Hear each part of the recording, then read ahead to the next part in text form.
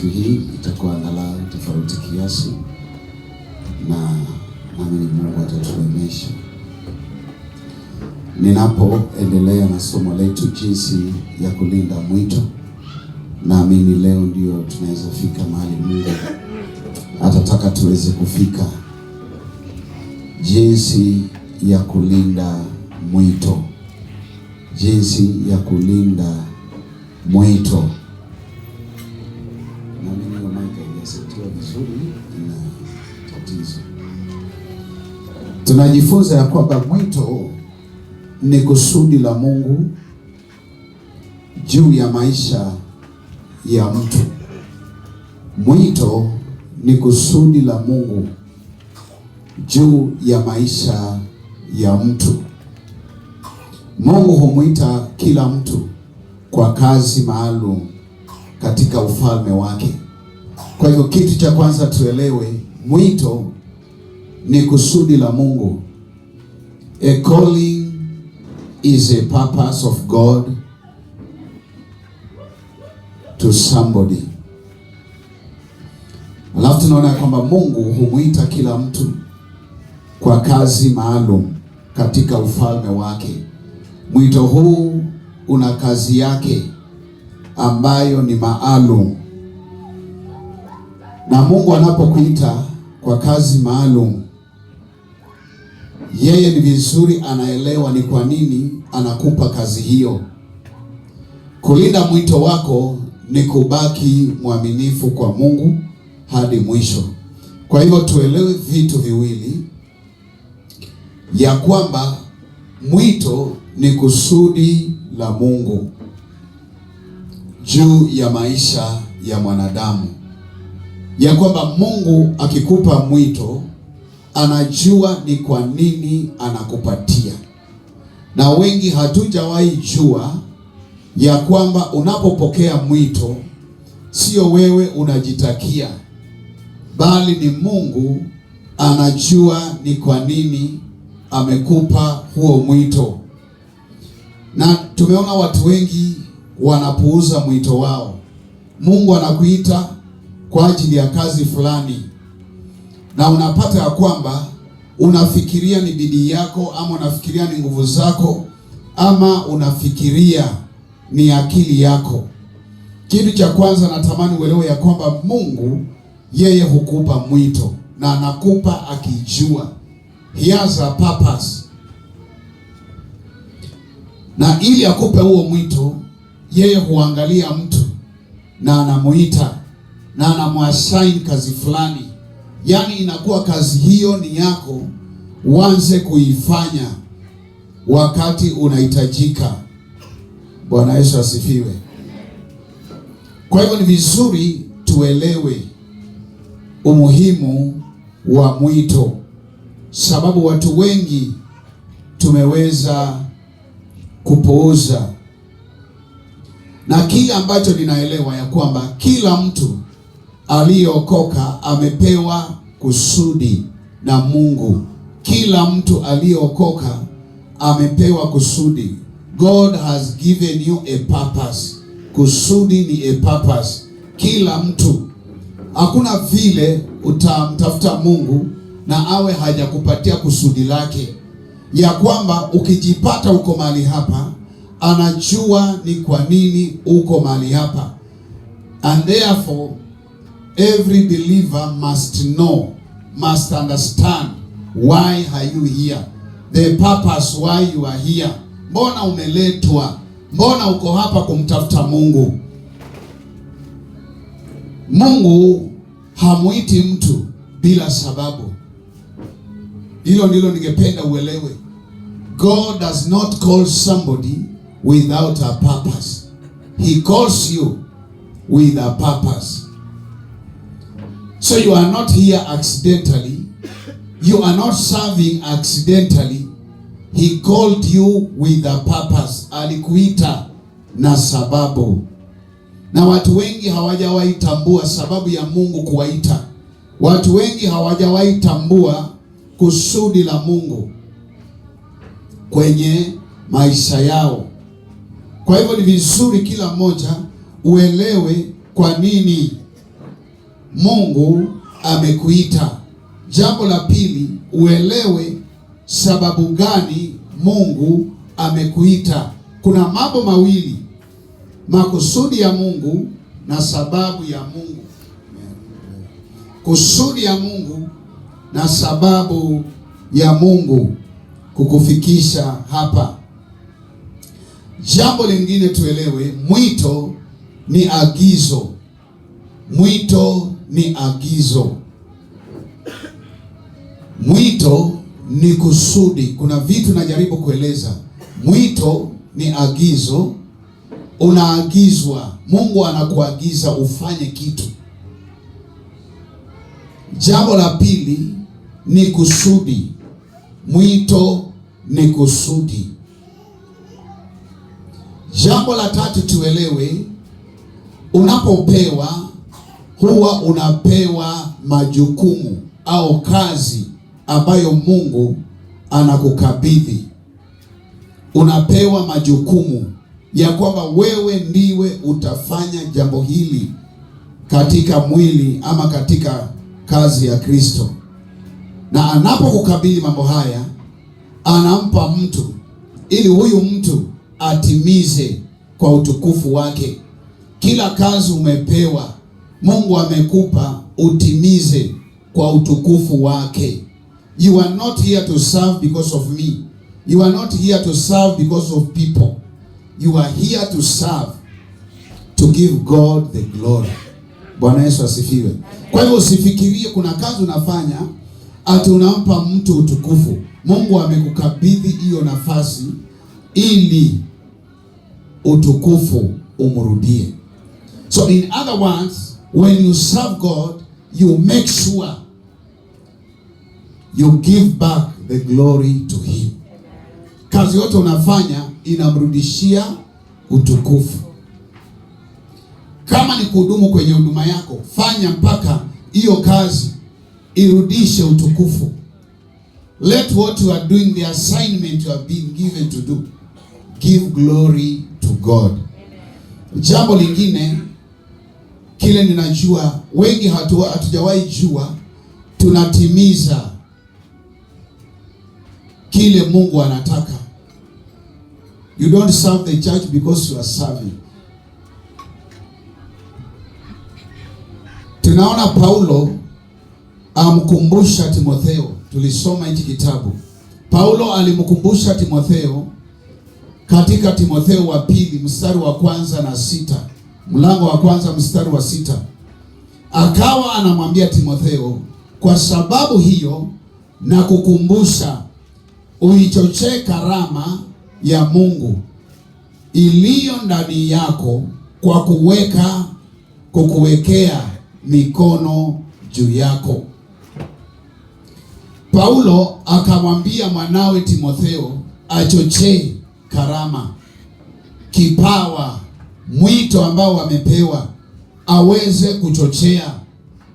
Tuliona ya kwamba kazi ya Mungu na umepewa kipawa, lazima uchochee. Bwana Yesu asifiwe. Lazima ufanye nini? Lazima uchochee.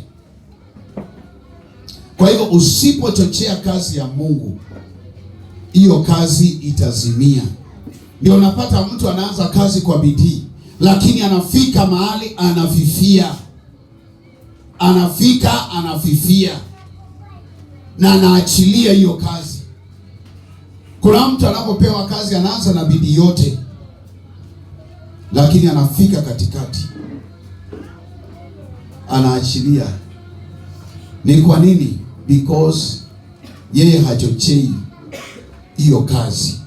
Bwana Yesu asifiwe. Kwa hiyo Paulo akamwambia Timotheo, kwa sababu hiyo na kukumbusha uichochee karama ya Mungu. Now this is good when you have your spiritual father, I'm a servant. Kazi yake anakukumbusha. Watoto tumewekwa pale, wakati mwingine tunasahau. So Timotheo alikuwa anasahau kuchochea. Jina la Bwana litukuzwe. So Paulo akamwambia Timotheo, chochea Na ukiangalia pale anamwambia uichochee karama ya Mungu iliyo ndani yako kwa kuwekwa mikono. Ile mikono nilikuwekea. Bwana, naomba usome hapo haraka. Uchochee kazi iliyo ndani mwako.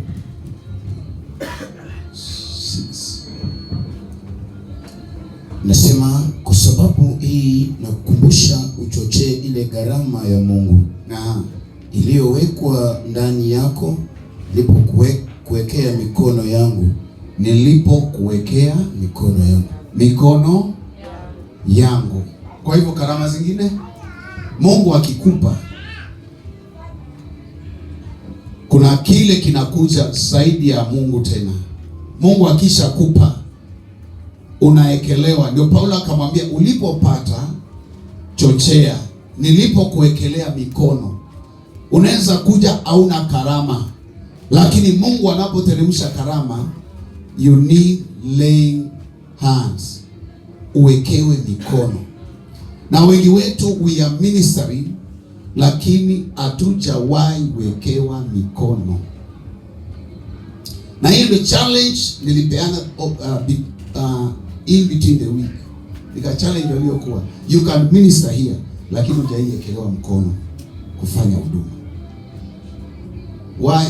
Hawezi ekelewa kwa sababu mpaka ieleweke ni makusudi ya Mungu ama ni nini na kuleta. Bwana Yesu asifiwe. Na ndio sababu ni vizuri when you minister lazima uwekelewe. Na hiyo ndio challenge nilikuwa nauliza. Nikauliza akina Brenda, when you started ministering all this time, mikono ishaiekelewa juu, you start ministering. Why? Ishaiekelewa. Why? Hamjawahi ekelewa. Kwa nini? Kwa sababu commitment ni kidogo, availability ni kidogo, kuna vitu vingine vinakosekana. So you can never receive that hand to minister. Till venye Paulo alikubaliana, akawa anamwambia Timotheo mpaka uwekelewe. Na akamwambia ile siku nilikuwekelea uliipata, sasa fanya hivi na hivi na hivi. Do you know, when I'm not your spiritual father, it is difficult to lay hands on you. Unajua nyinyi wote mnafikirianga mimi baba yenu. Ndio jirani, unajua sasa unachapanga zimu. Mimi sio baba yenu wote. Kwa sababu hapa katikati kuna watu vichwa ngumu. Kuna watu hawataki kuomba. Kuna watu hawataki kuja kwa ibada. Kuna watu ni magaidi. Ndio jirani, unajua ni kama wewe ama ni mimi. Kati yetu wawili ni gaidi. I cannot be your spiritual father and you cannot attend services, you cannot pray, you cannot do whatever I say. Ukifanya hivyo nitakuweka uwe mshirika, nisikuwekelee mikono na tuendelee. Sasa hapo ndio nawachanganya. Sasa jirani, uko sawa? Muulize kabisa, huyo ni baba wako wa kiroho ama ni pastor wako? Kwa sababu hakuna siku utaargue na baba yako. Akikwambia kitu lazima ufanye. Akikwambia tunataka hivi unafanya hivi. Akikwambia tunaenda hivi, akikwambia hii ni mbaya unakubali. Lakini ukibishana kuna vitu unafunga na tunarudisha mikono nyuma. President kwa pamoja uzalendo. Kwa hivyo sisi tunaenda ngaje. Uzalendo. And it is true. Sijawahi waekea. Kwa sababu nyinyi katikati yenu, sisemi nyinyi peke yako. Hata nimesema na lazima huko. Kwa sababu hakuna siku nasengenya mtu, wewe unasengenya mtu. Si ni kweli? Si ni kweli? Mimi sijachukia mtu na wewe? Mimi baada zangu nakuja. Sikosi na keep time. Na wewe? So unaniita mimi babaka. Nikukuta unaniita baba. Usiniite. Wewe niambia mwezi mzima ukuji ibada, sijui uko wapi, kuna kitu aueleweki, na unakuja hivi. Wewe ndio baba yako ni. babako ni huyo unafanya vituko zake. Huyo mwenye anakupigisha absent.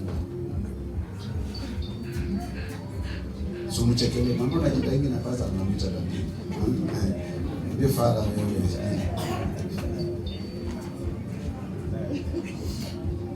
Bwana Yesu asifiwe.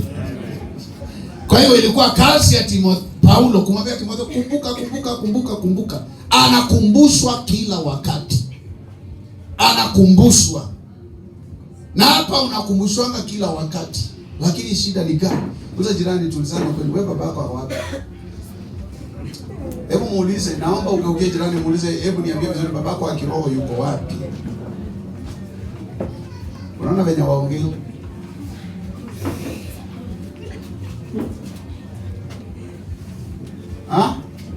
Ako wapi?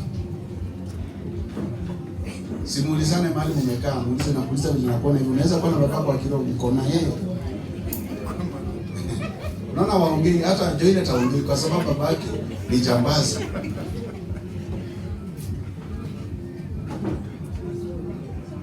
Mimi baba nani?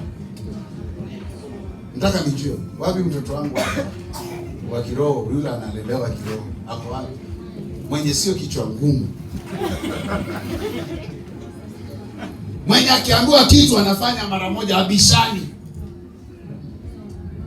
Tukisema mkesha anasema baba unaingia mkesha, hata mimi naingia. Lakini mimi naingia mkesha, wewe unalala, wewe sio wangu. Babako ni huyo aliyuko.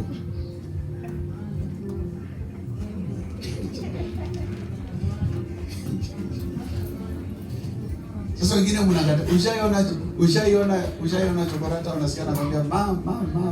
Nasio mtoto wako. Unaangalia kaje? Na hata unampatia bob kama uko na wasiwasi, si kweli? Sababu anaweza atakugeuka, si ndio? Kwa hiyo uliza jirani, na wewe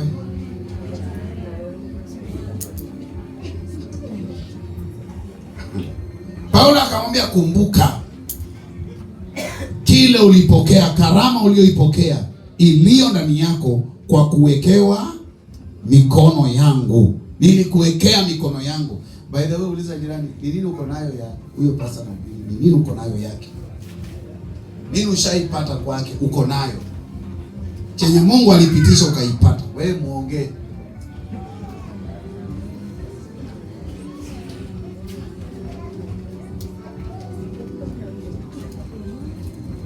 Uko nayo?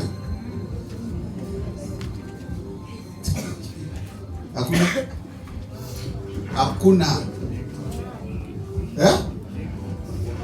Iko.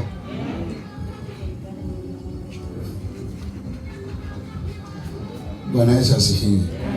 Timotheo alikuwa amepewa karama na mwito, lakini Paulo alimwambia achochee. Our duty ni kukuambia chochea kipawa chako. Unaweza imba, endelea, songa, inachochewa. Hii inatufundisha kwamba kuwa na mwito pekee hakutoshi. Lazima tujue jinsi ya kulinda, kuifanya ikue na kuitunza. Kupata tu mwito haitoshi. Lazima ichochewe. Lazima ifanye nini? Mwito ichochewe. Mwito unaweza kupuuzwa. Unaweza pokea mwito na unapuuza, unaachana nayo, au una shughuli. Wewe umepewa mwito na unaachilia. You are not working on your calling. Haufanyii mwito wako kazi, ama haufanyishi kazi mwito wako. Unapuuza. Jambo lingine tuelewe, unaweza acha mwito wako idhoofike, ikose afya. Inaitwa malnutrition. Wewe inaitwa, wale mnajua Kizungu inaitwa malnutrition. Kumbe kipawa chako kinaweza kuwa nani? Kwa shoko. Yaani ndio umepata kipawa, lakini umekifanya kimekuwa na kwa shoko. Na wengi hapa iko na kwashoko. Wengine ni kitumbo cha kipawa. Kitumbo tu kubwa, miguu ni kama vijiti, na kichwa kubwa, na masikio kubwa. Macho inatokea ndani, inaangalia hivi kama mtu anakufa.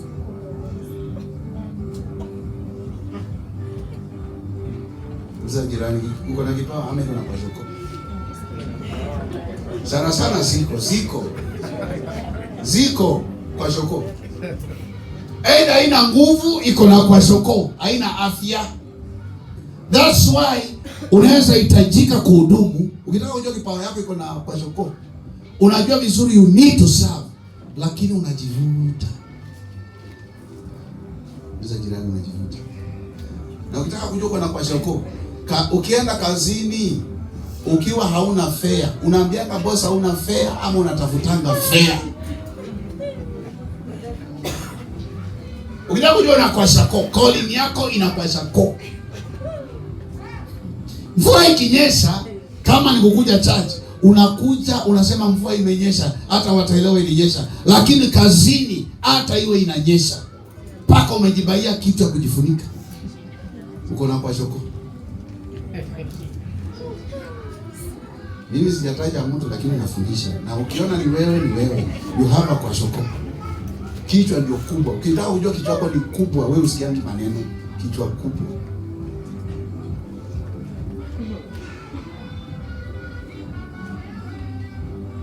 Unajua unaweza kata hapa na kichwa chako ni kubwa na tumbo tu. Ni minyoo imejaa huko. Kuna kitu. Kwashoko. Mwisho na mtoto kwashoko. Anakaanga aje? Tumbo na kinakula, anakula. Unaona unahubiriwa sana, yani ni kukula sana. Unakula na hata hiyo chakula haisaidii mwili. Yani unahubiriwa na inapita. Tumbo ni kubwa, Tuesday unakula, Wednesday unakula, Thursday unakula, Friday, Saturday, lakini kichwa ngumu. Kwashoko. Tekelea jirani, mambo unajifanya na kuna kwashoko. Unajifanya. Yaani unajisikia tu. Unajua na unajua watoto wa kwashako wanapenda kulialia.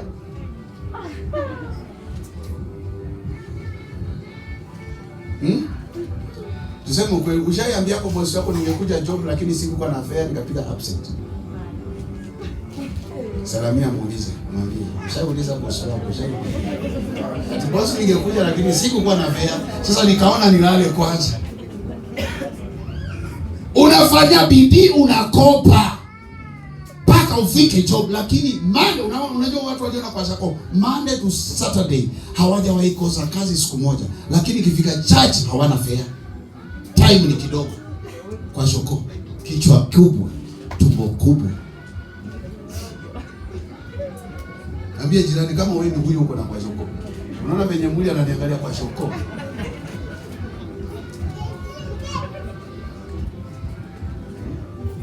Brendo hajawahi kosa job, uko sangi.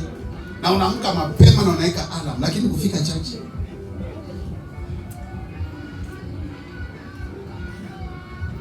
Ngo sawa, kwashoko people.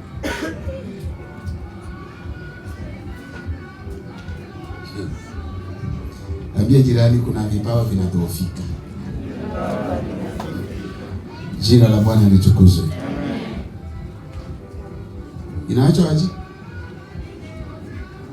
Bena wewe unaona yako ni nini? Haina nguvu ama ni kwashoko? Wewe ni kwashoko.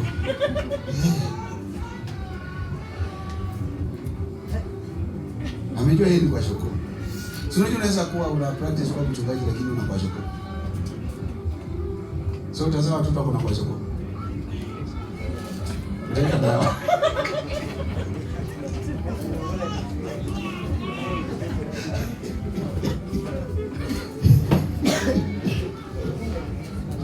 Ama haina nguvu, mwito wako haina nguvu, iko hivyo tu. Iko hivyo. Sasa nikusaidie uelewe kitu kimoja. Nataka ujiulize mwito ni nini. Sasa hapo ndio tunafika. Niliona katikati ya wiki watu hawajui mwito, hawajui wako nayo, hawajui hawana. Kwa hiyo swali ni moja, mwito ni nini? What is a calling? Mwito ni nini?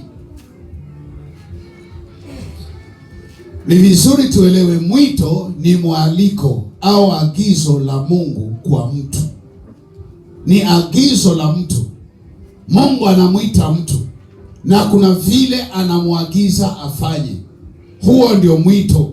Anaweza kukuita akuagize kuwa mwombezi, atakuita kuagize utakuwa mwinjilisti, atakuita kuagize wewe ni mwalimu, atakuita kuagize wewe utakuwa macho ya kiunabii, atakuita kuagize utakuwa kipawa chako ni kutia watu moyo.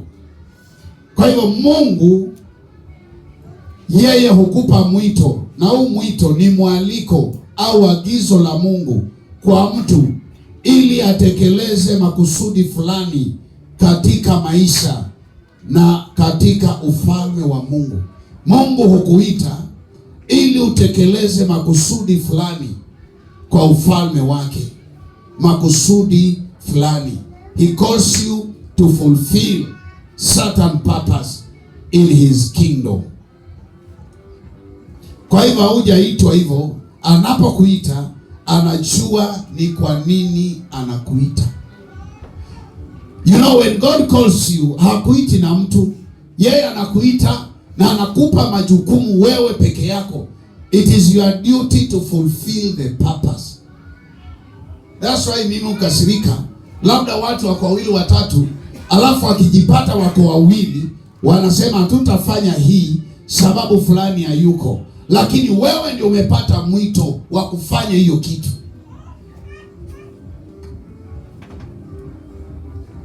Ambia jirani, hizi zinasikia. Mtu anichunia Martha, chuna tu Martha masikio, mwambie Martha, hii unasikia inakuingia hivi. Kwa sababu unajua lazima unisaidie. Nyanje bwana, hivi inaingia Benai.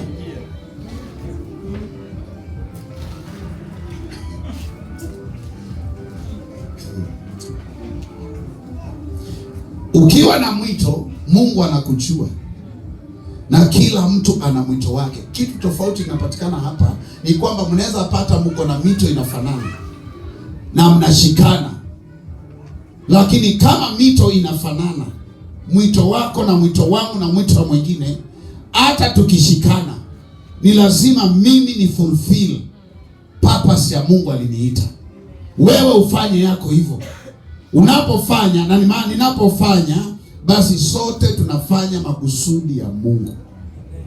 God called you with a purpose into his kingdom. Bwana Yesu asifiwe. Pastor Yuta anaweza kuwa hapa, Benaya akuwe hapa, but now they can receive by laying on hands. Wakishapata huo mwito, watakuwa wameitwa na mimi nitakuwa nimeitwa. Kwa hivyo mimi nitahudumu, yeye ahudumu huduma yake, yeye afanye yake, lakini zote ni mwito wa kuhubiri. That's why hatuwezi kuwa same. Kila mtu ana mwito wake. Wote tunaitwa wachungaji, lakini kila mtu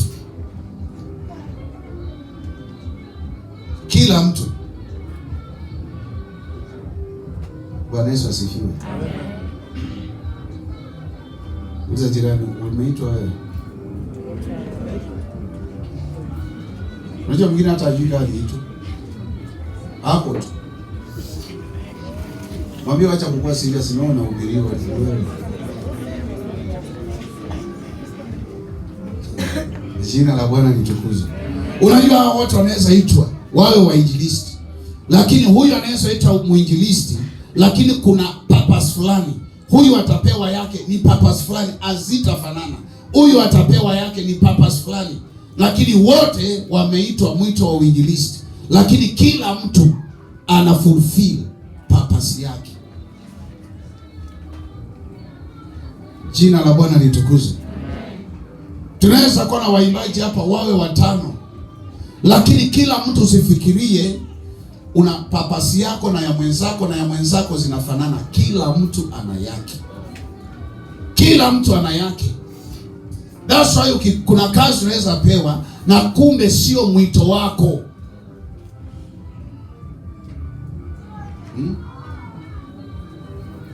Jina la Bwana litukuzwe.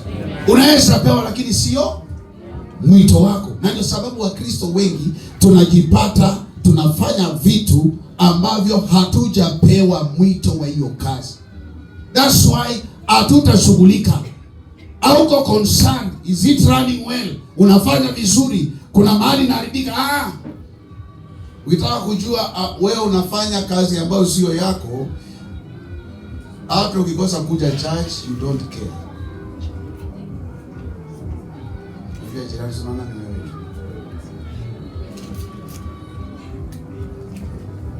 You don't care. Hutaki kujua. Washoko.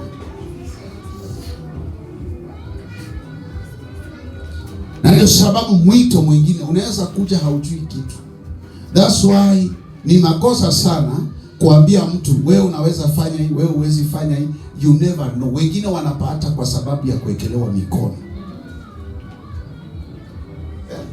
Hakuna mtu anaweza jua. Huyu anaweza onekana ni mtu wa kawaida, lakini baada ya kuwekelewa mwito usuke, ndio mtajua hii kumbe alikuwa mchungaji. Why? Because of laying on of hands. Na ndio sababu assignment tunapeana. Unaona, unaambiwa fanya hivi, fanya hivi. Katika kufanya hiyo hali, Mungu anaanza kukupa mwito. Na akikupa, anakupa na malengo ya huo mwito. Jina la Bwana litukuzwe. Kwa hivyo, ni vizuri tuelewe umepewa mwito, na mwito ni kualiko, ni mwaliko, unaalikwa. Mungu anakuambia njoo. Na anapokualika, anakuambia nimekualika. Kazi utaifanya ni hii, ni hii, ni hii kwa ajili ya ufalme wake. Jina la Bwana litukuzwe. Nataka tuangalie Yeremia 1:5. Jeremiah chapter number 1 verse number 5.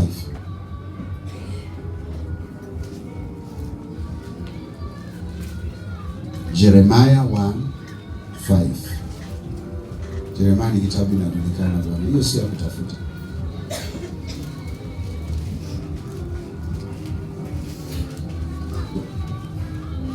Yeremia 1:5 inasema, kabla sijakuumba katika tumbo nalikujua. Kabla sijakuumba katika tumbo nilikujua. Na kabla hujatoka tumboni nalikutakasa. Nilikutakasa kabla utoke tumboni. Nimekuweka kuwa nabii wa mataifa. Kuwa nabii wa mataifa. Jeremiah alipokea mwito wa kuwa nabii. A calling to be a prophet to the nation. Huo ni mwito. Na Mungu alijua kabla azaliwe, kabla mama yake ashike mimba yake, akampatia mwito. So yeye alizaliwa tayari akiwa na mwito, lakini hakujua kuna mwito. Jina la Bwana litukuzwe. Ndio Bwana anamwambia kabla hujaumbwa kwa tumbo ya mama yako, kabla hujazaliwa, nilikuteua kuwa nani? Kuwa nani? Nabii. Wengine wanapata mwito wakiwa wadogo, wengine wanapata mwito hata kabla azaliwe. Unajua kuna tutoto Mungu anatuita kabla ushike mimba yake. Mungu alishamuita akamwambia wewe utakuwa fulani. Kwa hiyo uliza wewe ulitoka kama hujazaliwa ama?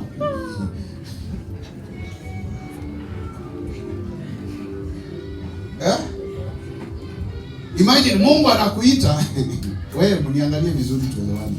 Mungu anakuita, si mtoto mama kwa na mayai kwa tumbo, si ndio? Sasa Mungu alikuita ukiwa ungali tumayai huko, akaangalia akasema hii mdomo ni mzuri kuimba, akaangalia akasema hii miguu ni mizuri kukimbia na kutumwa kanisani,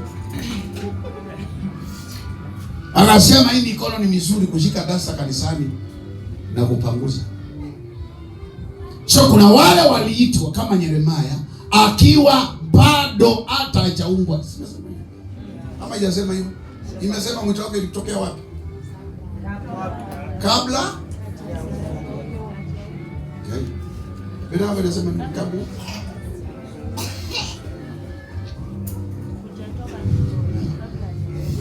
Sikizeni vizuri, unajua tufati hapo.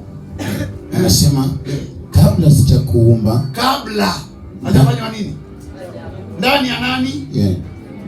Tumbo la mama yako. Basi mwito ulikuja? Which means kabla mamaka ashike alipata nini? Mwito. Na Mungu akamtenga. So yeye mama yake akimpata, akikaa ndani ya tumbo miezi 9, Mungu alijua tayari hapa kuna nabii. Alijua hata wewe waweza kuwa uliitwa, waweza kuwa ulitengwa, lakini hujui ya kwamba uliitwa na ukatengwa.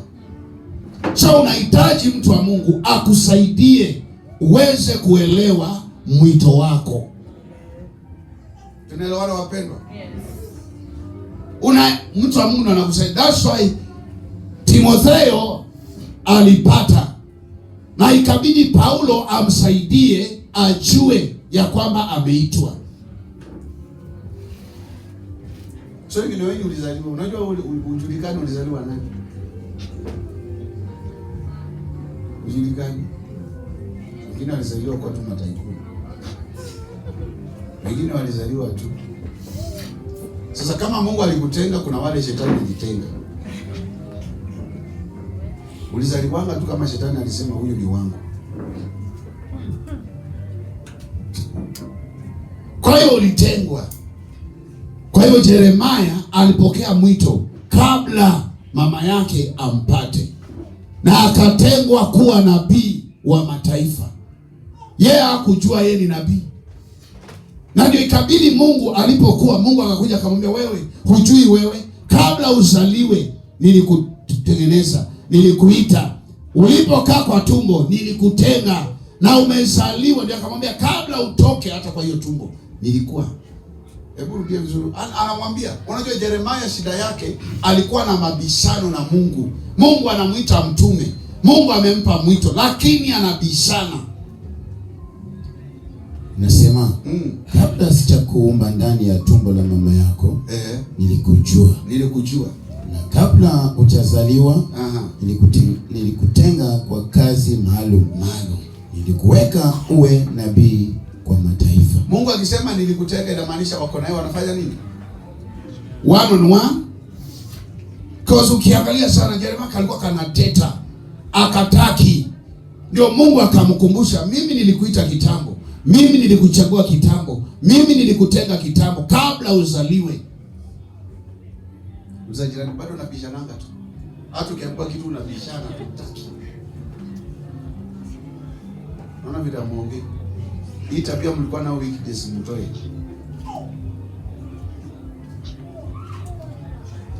Kiona mtu kichwa imeinama chini anaenda sana, jua kichwa ni kubwa, ako na kwa shoko. So haiwezi shikilia.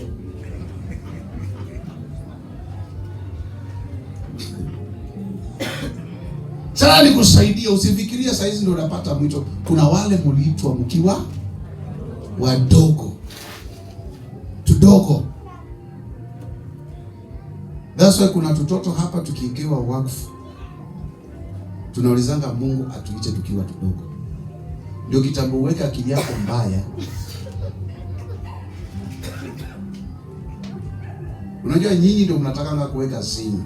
Sasa mimi nawakatizia mbele, naweka yangu. Ninaambia Mungu ukipenda si akue kama mimi ama. That's why watoto wote lazima waamuke usiku. Lazima waseme fire. Lazima waimbe hiyo nyumba, lazima wapande juu ya meza. Kwa sababu ile practical wanafanya. Si unaona mimi niko hapa juu. Hata wanajua wanafaa wakue hapa. So anakusaidia kiti yako. Kama ni kiti ya 3-seater, anaenda anafika huku, anarudi, unatandika kitambaa na anaenda kikanyaga. Kwa sababu hata mimi nimetandikiwa ninakanyaga. That is a calling. And I pray they should continue that. Kwanza wale wameitwa Samia. Hamuna bahati. Hiyo nyumba itakalika. Hata nizeeke nifike 80 years. Haitawahi kalika. Jina la Bwana litukuzwe. Amen. Kwa hivyo Yeremia alipata mwito. Kwa hivyo mwito unaweza kuja kabla ufanye nini? Uzaliwe. Jambo lingine naomba tusome Waefeso 2:10 tuone ni nini kiko pale Ephesians. Leo mtajifunza kwenda mbio. Leo tunasoma, leo hakuna mambo mengi. Soma tu.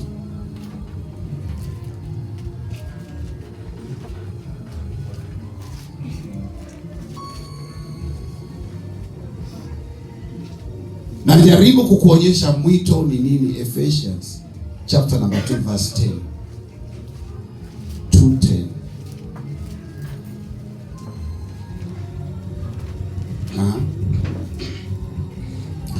Waefeso 2:10 inasema kwa maana sisi ni kazi ya mikono ya Mungu. Sisi ni kazi ya nani? Ya mikono ya Mungu. Tuliumbwa katika Kristo Yesu. Ili tupate kutenda matendo mema ambayo Mungu alitangulia kuyaandaa tupate kuishi katika hayo. Bwana bariki. Haya, simama tena. Ambia imekuingia vizuri wewe? Anza vizuri mimi inasema kwa maana sisi ni kazi ya mikono ya Mungu. Achia hapo kwanza, uliza jirani wewe ni. Nimesema uliza jirani wewe ni nani wewe? So ukiringa unafikiria ni uoko hapa kwa nini? Geukia jirani mwambie hii maringo yote wewe unafikiria uko hapa kwa ajili ya nani? Wewe ambia jirani wewe sumbua. Kwanza mwite jirani wewe sumbua. Unafikiria wewe uko hapa kwa ajili ya nani? Na unaona wengine ni kichwa ngumu hata waongei kama hivi. Hawaongei. Abigail haongei, kichwa ngumu. Wewe uko hapa kwa ajili ya nani? Nani alikuumba? Nani alikuumba? Uko hapa kwa ajili ya nani? Kwa maana sisi ni kazi ya mikono ya Mungu. Ambia jirani ukiniona hivi hii ni kazi ya Mungu. Siangalie jirani yako, mwambie jirani ukiniona hata kama niko na masikio kubwa kama ya elephant ni kazi ya Mungu. Mwambie hata nikiwa na mapua mrefu ni kazi ya Mungu, aliona niwe na hiyo. Hata kama unaona kichwa yangu iko na pembe 3 ni kazi ya Mungu, achana na mimi. Hata kama miguu yangu inaenda kama bata, maandiko imesema ni kazi ya mikono ya Mungu. Hata ukikaa miguu vidole zinaenda hivi, Mungu aliona unafaa zikae hivyo. Ndio angalau wanaotengeneza viatu wauze haraka. Unajua kuna watu Mungu aliimagine. Yaani Mungu aliimagine huko duniani tutakuwa na fundi wa nguo. Na akakuumba akasema utakutana na huyo fundi. That's why ukivaa nguo kama sio yako unakaanga katuni. Mungu alichua, aliweka tu, akajua na kutuma kwenda.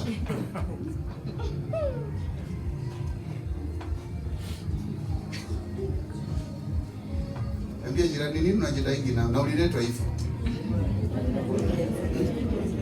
Unajua kuna watu tu Mungu alisema tu wewe tu asikumbe mweupe, akumbe mweusi kama makaa. Alijua ni kwa nini alikuweka kala ya black. Unajua kuna watu Mungu alimix mpaka anakaa nyani. Anachua huyu mpaka nimwekee mendo mbili itoke nje. Ni kazi ya mikono yake, alijua.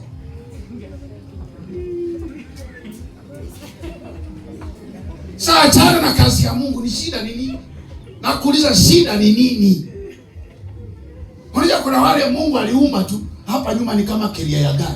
Alijua ili unajua alielewa. Bali wanasema ni kazi ya Mungu.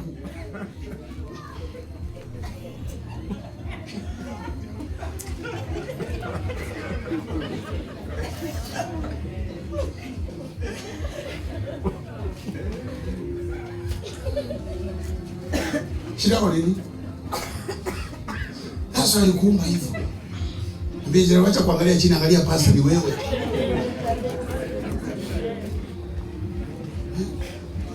Unajua Mungu, ni Mungu alikaa, maana ndio sababu hakutaka mfanane.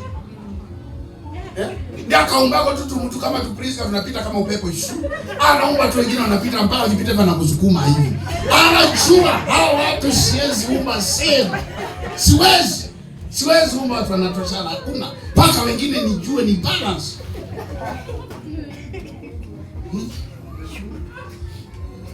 Ndio sababu aliangalia.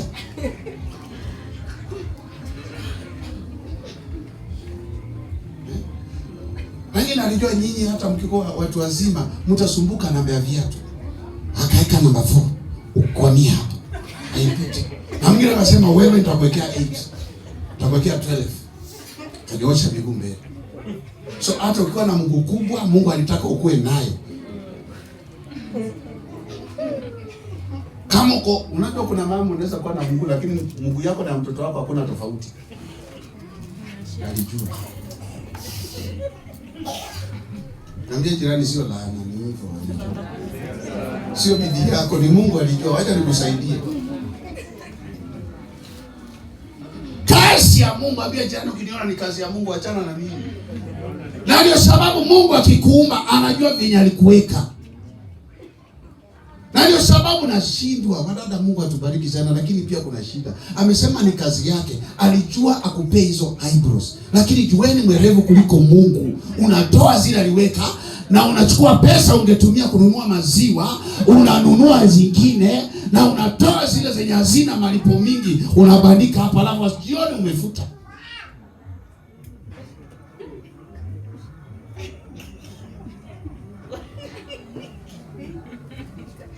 Hiyo zingine alikuwekea kama za beberu. Alijua kwa nini amekuwekea.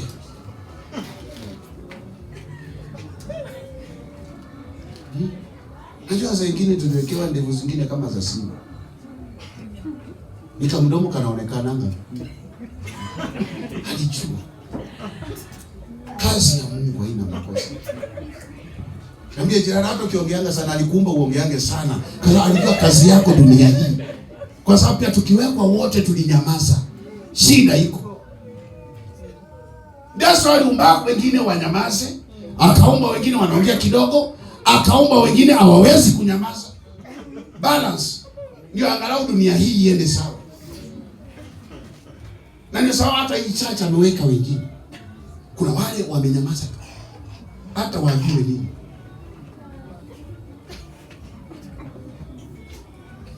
Kuna wale wasukumwe tu. Kuna wale tu ni kuongea. So God balance. Akajua hata hii kanisa lazima niweke. So mwambie you are not here accidentally. Wewe ni kazi ya nani? Ya Mungu. Mwambie jirani, angalia bibi yako, ni kazi ya nani? Ndio sasa nisema vidole kubwa zingine na kingine hata ni kama matope ilitupa tapa. Aliweka hapo. Hata jaribu kupaka Q-Tex haiingiane, hata ufix juu haiingii. Because anasema hiyo ni kazi yake. Vile tu Benao uliumbwa, hiyo ndo kazi yako. Yaani kazi yako urushange tu vituko hivyo. Alijua na akakuleta huko. Ni kazi ya Mungu. Makosa sio yako. Ambia jirani, makosa sio yako. Ni Mungu. Wewe ongea na jirani, mwambie jirani, mimi niko mwenye Mungu aliniumba, makosa sio yangu, ni yako. Kama una swali uliza Mungu.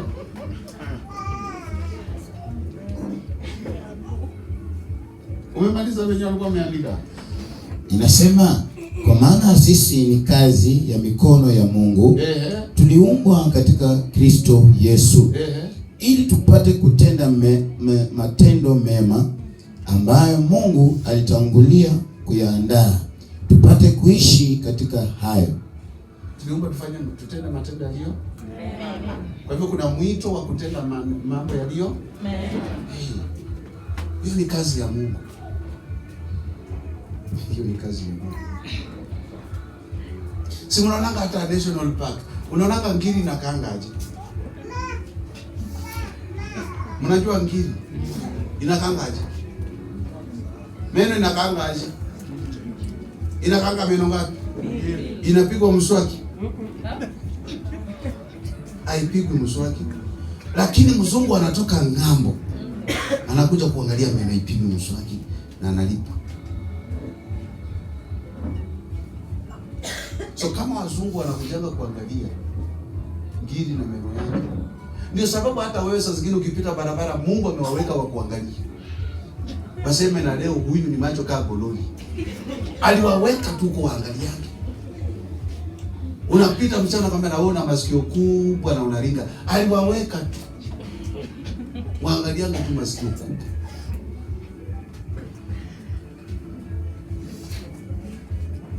Ukipita vizuri na kinatembea kama bata. Aliwaweka huko. Ndio wewe upite kama bata. Yote ni kazi ya Mungu. Ambia jirani, kazi ya Mungu haina makosa. Ndio tukaa vizuri. Unajua venye uliwekwa tu. Ni hivyo. So hata huwezi badilisha. Ndio sababu ukikosekana hapa na unazanga Joel atakuwa hapa. Kwa sababu ni kazi ya Mungu kwangu hapo. Ndio mtu akisema ambaye yeye ni kazi yako Mungu. So wewe unafanya kazi ya Mungu, haina shida. Sasa nikikaa na wewe naelewa. Bure tu hapa mtu atakuja kunichokoza na mkiwekwa wote mlinyamaza, angalau wekeko mmoja mwenye atakazilika bebe kiti, agonge ule ananichokoza. Kazi ya Mungu kwenye huduma. Ona fikira nyinyi wote mkikaa hapa na mkono akuche. Ati Yesu saidie. Anaeka kwa mwingine anasema wewe unaenda wapi? Ndio sababu hata kwa nyumba zetu huko tumezaliwanga, tunazaliwa watoto wazuri lakini kisirani inawekwa huko ya kupiga wengine. Alijua ana defend family. Nyinyi wote ni wapole. Kuna kamoja kakiamuka. Hiyo boma ikalikangi. Kana pepeta mdomo mpaka boma mzima inajulikana. Kuna mtu area. Wale wamenyamaza kama malenga waeleweki. Mungu anajua. Kazi ya nani? Ambia jirani, huo ni mwito wa kufanya mambo mema. Kwa hiyo maandiko yanasema tu hivyo tumeumbwa ni kazi ya Mungu na ametuweka tufanye mambo yaliyo mema. Kwa hiyo kuna mtu ameitwa tu, yeye anafanya mambo mazuri. Hata ufanye nini anakufanyia mazuri, hata kulipisha mabaya. Huo ni mwito. Yeremia aliitwa kuwa nabii. Hapa tunaona wanaitwa kuwa watu wa kufanya mambo yaliyo mema. Kwa hivyo kufanya mambo mazuri is a calling.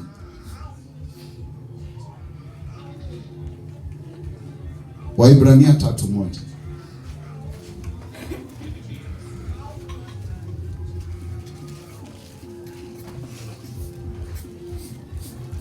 Waibrania 3:1. Priska utafungua 1 Peter chapter 2 verse 9, Bena afungue Hebrews 3:1.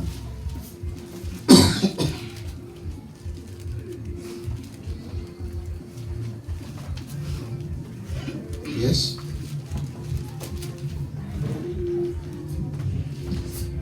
Waibrania 3:1 inasema, kwa hiyo ndugu watakatifu, mnaoshiriki mwito wa mbinguni, mtafakarini Yesu, mtume na kuhani mkuu wa ukiri wetu. Alikuwa mwaminifu kwa yeye aliyemweka, kama vile Mose alivyokuwa mwaminifu katika nyumba yote ya Mungu. Kuna mwito wa uaminifu. Mwito wa uaminifu, a calling of faithfulness. Huo ni mwito. Kuna mtu ukimpa kazi ataifanya kwa uaminifu, hata kuchenga. Tulikuwa mahali tulikuwa tunaona hapo. Mzee jirani, wewe una mwito wa uaminifu wewe. Alafu muulize, ni sukari ya bosi ngapi umechota? Mafuta ya salad ni ngapi umechota? Muulize ni mafuta ngapi umechota? Sabuni ya kuoga ni ngapi? Hata leo unaongea saa hizi ujui.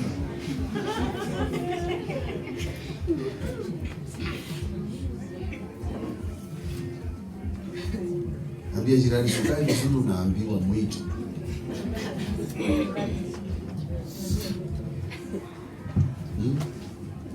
Maziwa ya mtoto unakunywa nusu, unaongeza maji.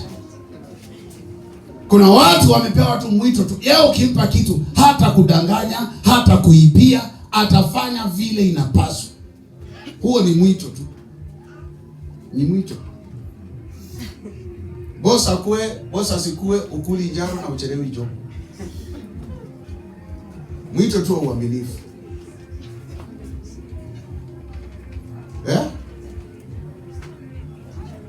Sikilize jirani, unajua hiyo mwito, kuna mwito ya kuwa mwaminifu tu. Sumuongeleshe.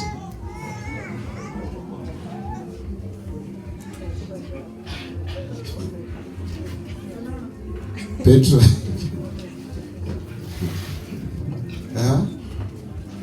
Petro wa kwanza 2:9 inasema bali ninyi ni mzao mteule, ukuhani wa kifalme, taifa takatifu, watu wa miliki ya Mungu, mpate kuzitangaza fadhili zake.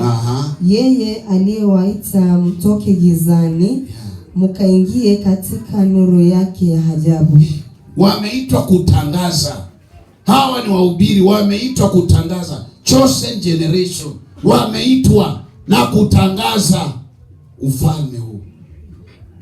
Kwa hivyo kuna mwito wa kutangaza ufalme wa Mungu. There is a calling. Jina la Bwana litukuzwe. Kwa hiyo mwito hauanzi na mwanadamu, unaanza na Mungu. Kila mwito unaanza na Mungu. Jina la Bwana lipewe sifa. Ningependa uelewe, kuna wale wanauliza nitajuaje mwito wangu? Kwa hivyo ni leo tujifunze jinsi ya kutambua mwito wako. Utatambuaje wewe una mwito? How will you know that you are called? You have a calling. Utajuaje kuna mwito? Labda ni mwito wa kufanya mambo mazuri tu. Labda ni mwito ni tofauti na ni nyingi zaidi. Tumeona huo mwito. Kwa hivyo jinsi ya kutambua mwito wako. Jambo la kwanza, tambua mzigo ambao Mungu amekuwekea moyoni mwako. Kitu cha kwanza, ili utambue mwito wako, lazima utambue ule mzigo Mungu ameweka ndani yako. Yaani kuna kitu ukiona kinaharibika hauwezi tulia. Kuna kitu kikiharibika hauwezi lala. Kuna kitu kikiharibika hauna amani. Hapo ndio mwanzo wa kutambua. Ukiona kuna mzigo, kuna kitu hata kanisani, unaona ile kitu haijakaa vizuri na unahisi uende urekebishe. Hapo ndio unaanza kutambua mwito wako. Jambo la kwanza, ili utambue, lazima utambue mzigo ambao Mungu ameweka ndani ya moyo. Mzigo tu. Kwa hiyo upasi mtu kukwambia, lakini unaanza kuangalia ni nini Mungu amekuwekea. Mungu akikwambia hapana, inafaa ili kanisa, inafaa kuwe na maombi, I wish watu wangekuwa wa kuomba. Elewa sasa, wewe umepewa mzigo wa maombi. Kwa hiyo mwito wako ni wa kuomba. So usije ukasema nimeambiwa kanisa, nimeona kanisa inafaa ikuwe inaomba. Wewe sababu umepewa mzigo. Sasa wewe ndio unasimama na kuomba. Unakuja niambia, "Pastor, nimesikia kanisa inafaa sasa kuomba." Sasa tumepewa huo mzigo, inafaa uanze kuomba. Na ukipata ni wa kuomba, jua umeitwa mwito wa kufanya nini? Kuomba. Jina la Bwana litukuzwe. Unaweza kaa pale na unasikia kusimama na kwenda kuimba. Unasikia tu unaenda, unasikia uende kuimba. Unauliza naweza pewa na unaona hapana, ningekuwa pale niwasaidie. Elewa, huo ni mwito wa uimbaji. Sijui kama tunaelewana. Na kusaidia utambue mwito. Ushaona katoto kadogo tu, yani haujakafundisha kitu, lakini kanaangalia kwenye TV naimba, kanaanza kuimba. Na kanaimba hizo maneno, wewe ukipewa uimbe unaimba zako.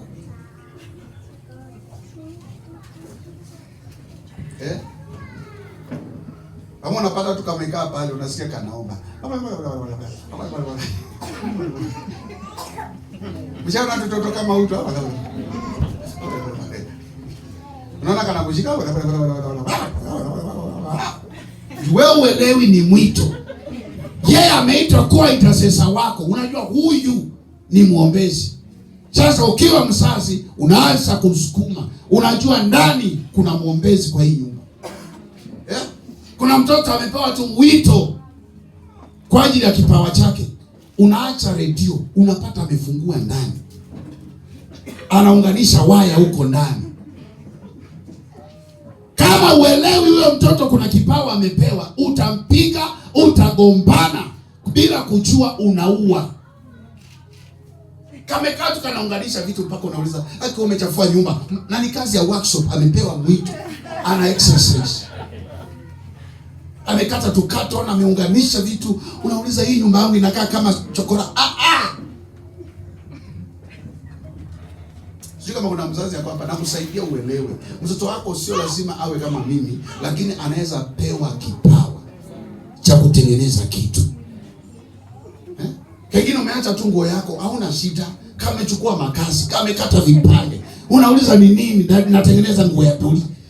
Unaona? Huyo ni mwito wa fashion design.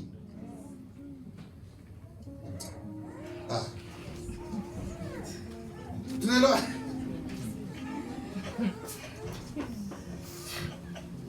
Fashion design hako pale.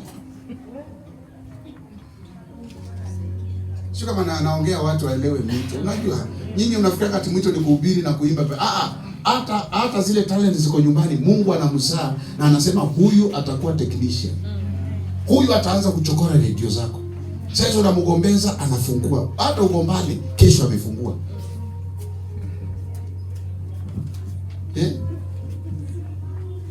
Anaunganisha waya stima kwa. Unauliza ni nini unatafuta kwa socket? Mungu alimpatia kipawa cha electrician.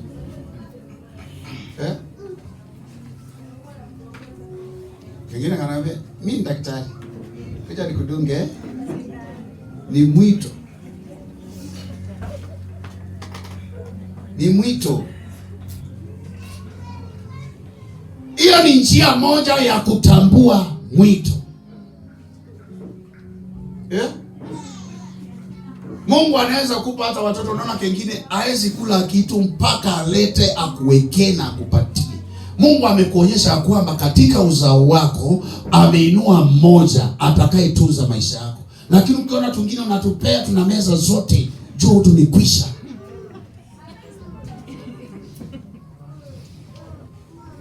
Kuna kingine akaweza kukupea, na kuna kingine haezi atakupea hata kama ni kidogo. Huyo ndio Mungu anakuonyesha katika uzao wako, huyu ndiye atakaye kulinda. Okay. Unaona hata wewe ulikuwa mlafi ukiwa kweli. Sio ulikuwa mlafi ukipewa kitu unataka unarue peke yako. Mpaka saa hizi hata umeoleka ukitaka kukula kitu unakula mpaka mzazi juu ulikula.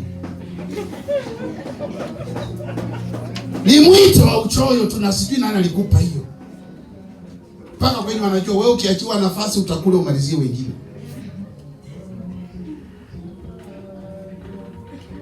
Ambia jirani, tambua mwito. Jinsi ya kutambua nini? Mwito. Unaweza kaa unaona kanakaa pale, kanakoroga matope, kanaweka maji, kanakoroga, kanakuonyesha okay, anaweza pika. Na akikuwa unamwona kila siku anapenda nini, jua ya kwamba huyo kuna mwito wake, area yake ni ya upishi. Unajua kuna watu Mungu anawasaidianga mjue vile watoto wenyu wanapaswa kuwa, lakini hatujui. Tunajifanya vierere. Kama umekaa na dada karibu, mwambie nyinyi ndio mnagombanishanga huko.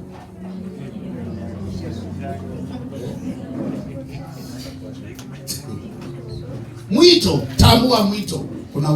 Unapewa mzigo wa kitu fulani. Hata hapo unaweza pewa mzigo wa jambo. Wakati unaona unasikia vibaya, unasema haki nasikia vibaya, kitu fulani inafanyika, hakuna mtu anaweza fanya. The moment unasikia vibaya, jua now that is your calling. Sio kama kanisa linaelewa. Wakati unahisi ni huo ni mwito, unaonyesha kwamba unapaswa kuwa unafanya hiyo kazi. Sio kama kuna mtu anaelewa hiyo sasa.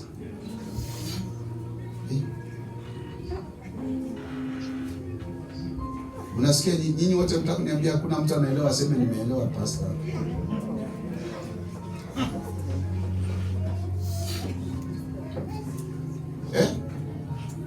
Unajua kuna mwito tu mtu anakaa anauliza, na huyu pastor ameshinda kwa ofisi kuanzia asubuhi mpaka jioni. Haki sinja inaweza kuwa inamuuma. Ni mwito wa kutunza.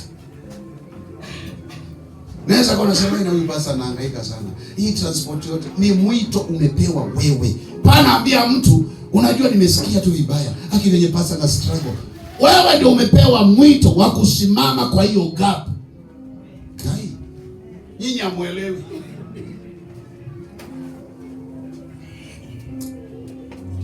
Ukiona unapewa huo mzigo wa kutenda mema, ambia jirani, tambua mwito. Mwito ni hii. Ya unaona venye watu naongea mama. Uonge. Kuanzia Tuesday mlifura. Bwana Yesu asifiwe.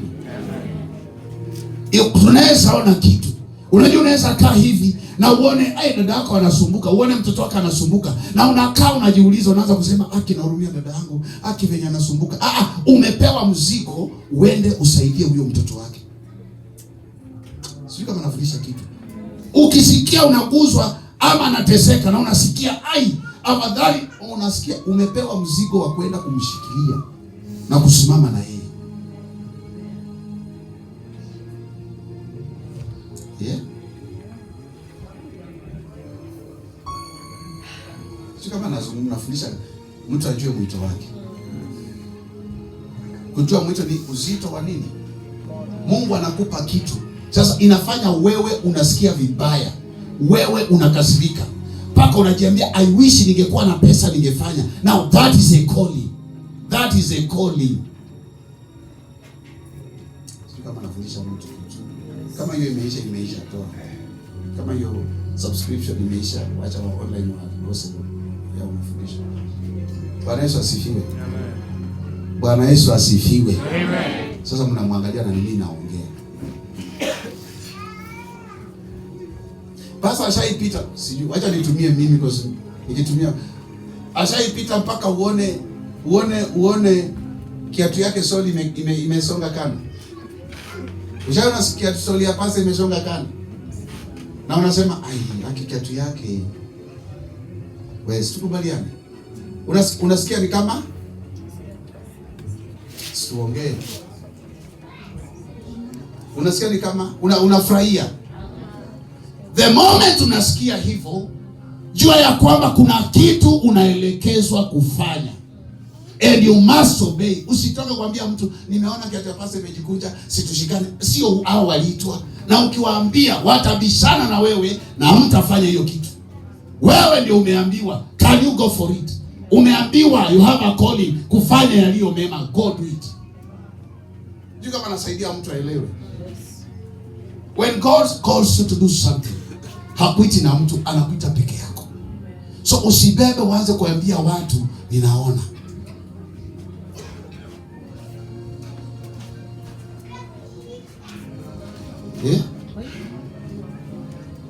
Ujaitoka tu hapo kasema gai na watu wamesumbua bishop amechoka na watu wako kwa ofisi hapo. Mimi nasikia kwenda kutoa watu kwa hiyo mlango. Nasikia unakasikia. Ni mwito wa kulinda kazi ya mchungaji huko. Lakini juu sasa una neglect, unasema wataongea, watasema na wafukuza, unapita. Umeassume the calling.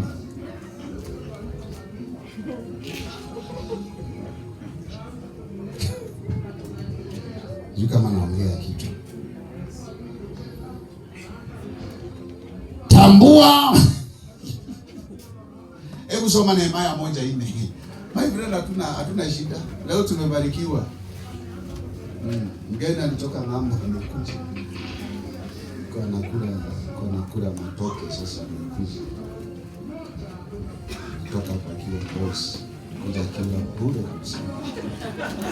Tuendelee na maandiko, nataka ni Nehemia, amjui Nehemia kwa wapi? Na kufundisha mwito. Jinsi unaweza tambua uzito.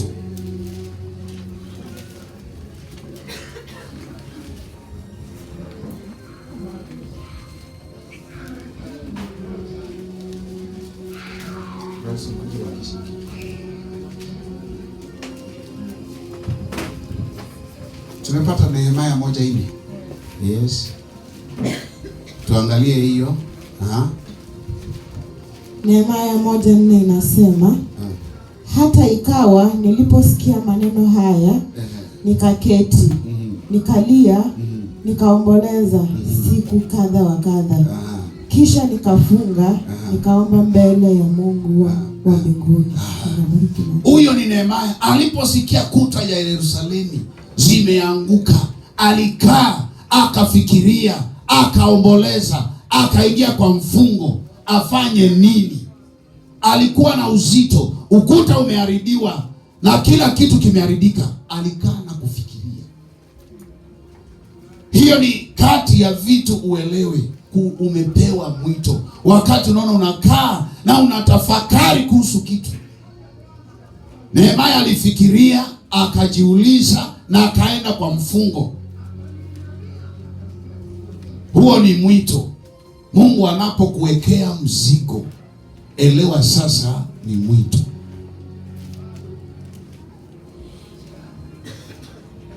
Bwana Yesu asifiwe. Amen.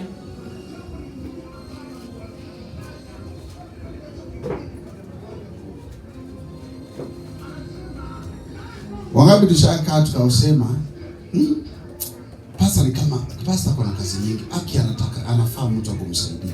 Wangapi tushaona kitu kama hiyo? Wangapi tushafikiria kitu mpaka ukasikia vibaya? Ni mmoja. Ni watu.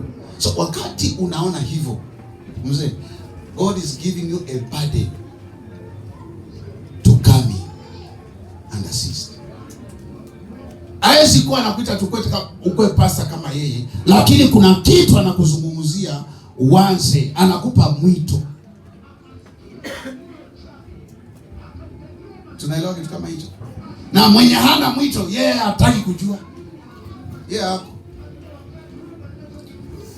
Jambo lingine, jinsi ya kutambua mwito wako, angalia karama ambazo Mungu amekupa.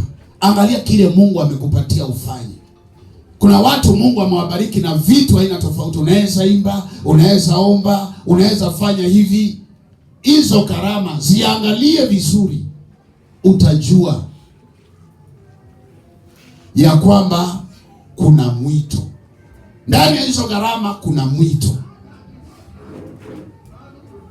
Tuangalie Warumi 12:6-8.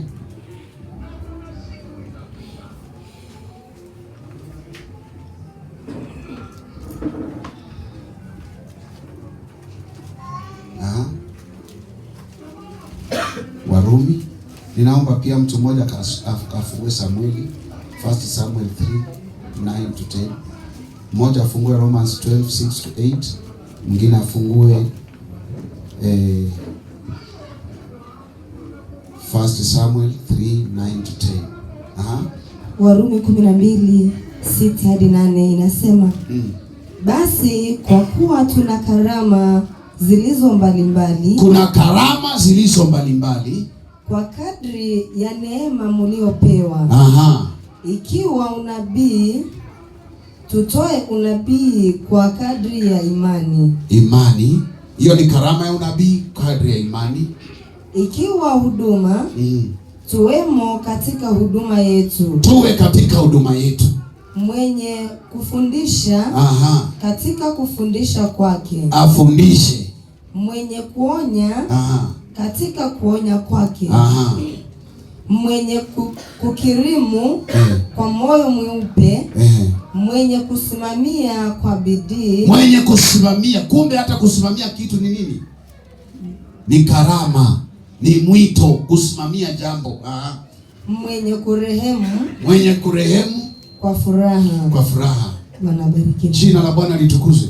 Angalia hizo karama zote. Yaani kumbe Mungu anaweza kuita jambo likifanywa, uko pale kuhakikisha hilo jambo linafanywa vizuri, kusimamia. Sio kama tunaelewa? Uhakikishe hiyo jambo linafanywa vizuri. Kwa hiyo kuna aina tofauti. Kizungu inasema nini?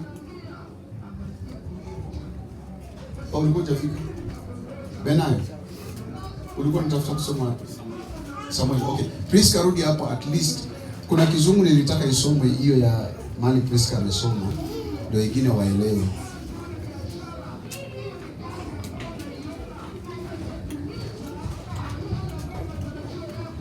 Romans chapter 12 verse 6 it says, so we are to use our different talents in accordance with the grace. Talents according to the grace that God has given us. If our gift is to speak God's message, we should do it according to the faith we have. If it is to speak God's message kulingana na imani. If it is to serve, we should serve. Kama ni kutumika, tufanye nini? Tutumike. You are there to serve. Unaona kitu fulani, uko pale kuserve. Unaona jambo fulani, you are there to serve. It is a calling. If it is to teach, we should teach. Teach, fundisha. Unaishi unaweza elekeza watu. Unaishi unaweza saidia mtu. Nenda fundisha. If it is to encourage others, we should do so. Kutia mtu moyo. Hiyo ni nini? Mwito. Bwana Yesu asifiwe. Amen. Yaani mtu amevunjika na mwambie usijali, Mungu atakusaidia. Is a calling. Usijali. Unajua kuna watu naweza ishi mahali mtu ananiambia, mimi pasa nimekaa, kitu kifanyika, wanakuja kwangu, wananiuliza wafanye aje. God has called you. You have a gift to encourage. Whoever shares with others. Ngoja kidogo. Wangapi unaonanga wanakuja kwako wanakuuliza nifanye nini? Wangapi wanakujua? Mmoja. You can see. You have a gift. That is a gift. Huo ni mwito. So usichoke, unaona mtu anatoka haki, nimeona tu ni wewe tunaweza niongeleshe tu. Ukimwongelesha anakuambia nimetulia, niko sawa. It is a gift to encourage. Hicho ni kipawa. Sijui kama kuna watu wameanza kujua kipawa hicho sasa. Kufanya nini? Ku-encourage. Kutia watu moyo. Yeah? Mungu anakuambia sijui nifanye nini, sina mahali pa kwenda, nimeona tu ni wewe. Au mjui, au jua ametoka wapi, lakini anasema ni wewe utamuongelesha, ni wewe utamwambia. Nani ametambua kuna gift hapo nayo sasa? Kuna kipawa ikiko? Kuna kipawa mahali? Sio lazima ubiri. Ni kumaanisha ni mzigo. So hao watu wanakuja kwako, beba mzigo wao. Usichoke na mtu kama huyo. Hata kama hauna kitu, unaweza kuwa una kitu, lakini Mungu anataka utumike. So in the body of Christ unafanya huduma. Amen. So wasiwahi kuja uambie ni mimi mmeona mkujage tu, mimi niliadvise ule akasikia vizuri akaenda, mambo yake ikakuwa mzuri akaenda. Uliitwa kufanya hiyo kazi. Sio kama kuna mtu ananielewa. Yes. Uliitwa kufanya nini? Hiyo ni huduma. Mimi nimeitwa kuhubiri, wewe umeitwa kutia mtu moyo. Umeenda mtu ni mgonjwa na mwambie usijali, Mungu atakuponya. Ni huduma unafanya. Kuna watu wanaanza kuelewa vipawa. Yes. Whoever shares with others should do it generously. Haya, hata kutoa. Mwambie jirani hata kutoa. Wewe usiongee na jirani, mwambie ukiwa na kitu na unashiriki na mwenzako. Uko na unga mfuko mbili unampea moja. Ni huduma. Mwambie jirani kumbe ni ministry ninafanya na sina habari. Lakini kama wewe ni mkora, kama wewe ni mchoyo, hauna huduma. Kuna watu hawana huduma. Afadhali kama uko hapa na chakula inakuwa mpaka inaharibika unamwaga, you have no ministry of giving. Hiyo ilikufa. Unakula mpaka ugali na baki unafanyia ndani ya maji unamwaga. Huduma iliisha. We have a ministry of giving. Ukiwa na kitu unasikia hapana, siwezi kula peke yangu, lazima nipatie mtu. Siwezi kunywa chai peke yangu, unasikia unamwambia jirani hapana jirani, tuko na haja karibu chai, anakunywa. Ni huduma. Mwambie jirani sasa hiyo nayo unashiriki wapi? Sasa shida iko wapi? Na ukiona kwamba mwaka inaanza na inaisha, mwezi inaanza na inaisha na mtu hajai kunywa chai kwa nyumba yako, ministry is dead, hauna hiyo huduma. Kuna watu hawana hiyo huduma. Na unajua hata wewe mama unaweza oleka mahali mzee ana huduma ya kupeana, wewe una huduma ya kupeana, vita imeanza. Haelewi huduma wako. Ambia jirani kumbe hata kutoa, kusaidia mwenzako ni huduma. Mwambie kumpatia mchele sukari kilo moja ni huduma. Jina la Bwana litukuzwe. Kumpea sukari nusu ni huduma. Kumpea nyanya mbili apikie watoto ni huduma. Kumchotea unga ya uji apikie watoto ni huduma. Sijui kama kuna mtu anaelewa. Hiyo ni huduma. Wewe unafanya kazi ya Bwana. Sasa jana unaweza kuwa kwa mchoyo. Wekelewe mikono ukwe na huduma ya Mungu. That's why hata hapa tuna problem. Ndio nasema usiwahi lazimisha mtu hapa. Unajua kuna mtu ako kanisa hili lakini hana huduma ya kutoa. Ikifika saa ya kutoa ataongea vibaya, atavunja wengine moyo na atakataa. Hana ministry. Kuna watu wamewekwa hapa, huduma yenu ni ya kutoa. Hauna ingine. Wewe unajua kitu fulani nafanya unatoa. Mchungaji anaenda huduma unatoa. Unatoa. That is your ministry. Hata kama hujui kuomba, hiyo ndio huduma yako ya kusimama pale. Uliza jirani, hata ukiona ni vigumu kutoa kitu usijali, hauna hiyo huduma, utaekelewa mikono. Unaona waongei? Mtu aniamshie Pasifika waongee. Pasifika ambia jirani hata kutoa. Unajua hapo ukilazimisha mtu mzee, kutoa ni huduma. That's why unakwanga in line. Sasa ile kimeumana anakuambia ministry yako ndio hiyo.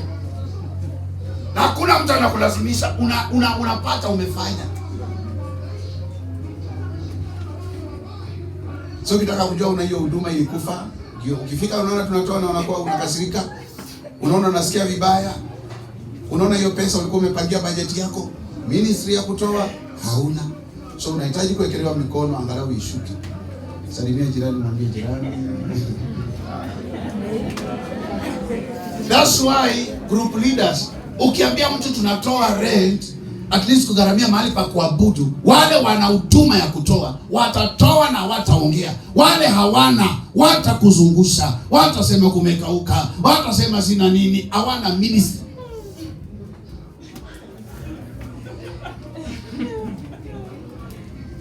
Hiyo ni huduma. Kuna huduma ya kutoa, hawawezi hata umfinyilie kwa ukuta atakutukana. Because unampatia huduma hana. Ambia jirani haifai, jirani wewe una huduma.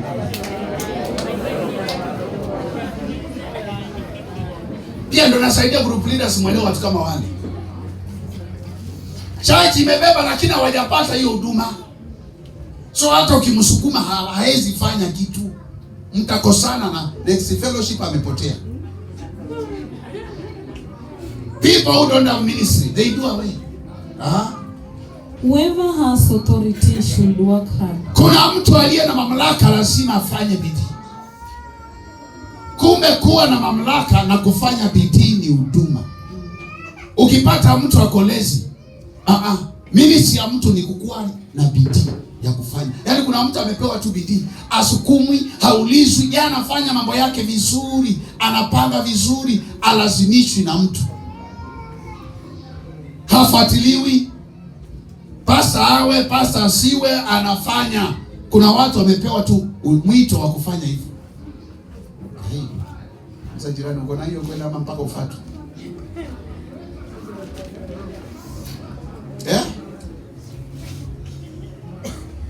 Uliza jirani, are you lazy? So if you know hata huduma uko very lazy, jua nini hauna nini? Mwito. Wewe tuongea hapa. Ukiona hata kukuja kanisani uko unajivuta, jua hauna. Ukiona maombi unajivuta. Ukiona unaomba ufanye kitu, wewe ndio wa mwisho. Ndio naona anasema kuna mtu akifika hapo wa mwisho anajua washirika wote wameingia.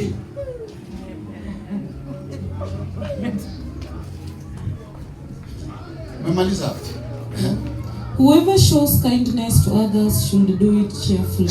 Yule aliye na huruma, unajua huruma, yaani unaangalia mwenzako ako na shida, unamwangalia unasema haki nimemhurumia.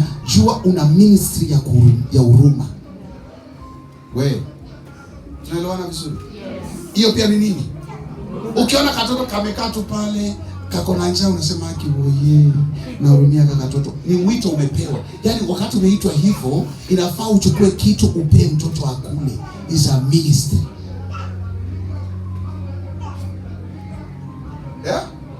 Kama unasema haki oye, haki amechoka. Pasta amechoka na chakula kitu. Pasta ameumia na ako hivi. Ni mzigo umepewa wewe. Nafanya kazi hiyo. Wacha kuita watu unajua amechoka sana. Mimi nimemhurumia tu. Tufanye? Sasa unauliza mtu hajapewa mzigo. Unajua hapo ndio tunakosea. Mtu hajapewa mzigo, wewe unampatia mzigo, wewe umebebeshwa. Wewe ndio ufanye hiyo kitu. Sasa ukimbembeleza atakuja na sababu hajapewa hiyo mzigo, hatafanya vile unamwambia. Wewe utabaki peka na useme, sasa unanikumbuka? Sasa tungefanya kitu kama hii, lakini sasa wamekataa. Mimi nilikuwa na moyo. Wao hawakupewa hiyo huduma. Wewe ndio ulipewa uende ufanye. That is a ministry. Umeitwa specifically. Hai. Hiyo pasha kuja hapa nywele yake ni kubwa. Si ndio? Na mkono nywele? Na pia ukaangalia ukasema na leo hiyo nywele yake imekuwa. Ni ministry umepewa, unipee pesa niende kunyoa. Lakini sasa maana yake umenuru.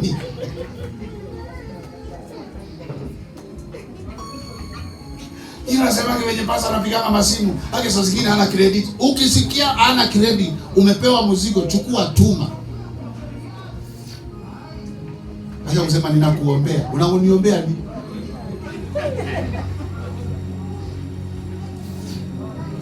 Ukitaka kujua jinsi ya kutambua mwito wako, sikiliza sauti ya Mungu. Huyo ni Samueli wa kwanza. Ukitaka kutambua mwito, sikiliza sauti ya Mungu.